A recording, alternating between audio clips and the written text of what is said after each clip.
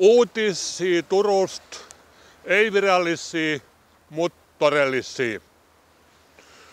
Yksi restiat potkut saanut Toivola iroistosa, että kummottos voidaan tämä myllysilta, ketä on kiusallisesti lerpahtanut, saada vielä oikastua. Ratkaisuksi hän ehdottaa, että valettaisiin pinta uudelleen semmoisella seoksella, missä on 30% soraa, 30% ruuruksen betonia ja 30% viagrapulveria. Myönteisiä talousuutisia. Baltian maiden rakennustuotanto on pikkuhiljaa kohentumassa notkahduksen jälkeen.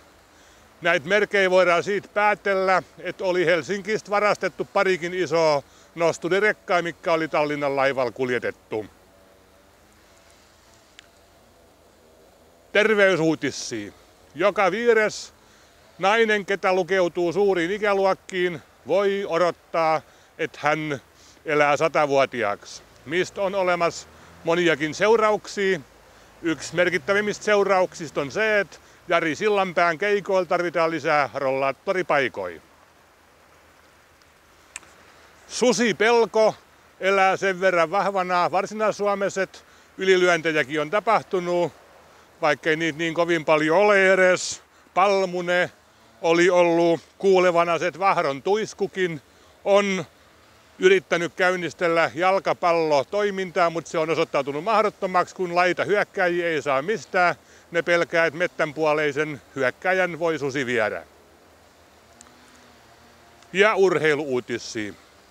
Formulakausi on alkanut. Suomalaisia TV-katsojia on sillä houkuteltu, että siellä esiintyy maailman nopein Heikki, tämä kovalainen. Ja kun katselee hänen touhujaan, niin hän voi hyvinkin olla jokseenkin yhtä noppia kuin tämä toinen Heikki, tämä Kahila. Tervesi vaan!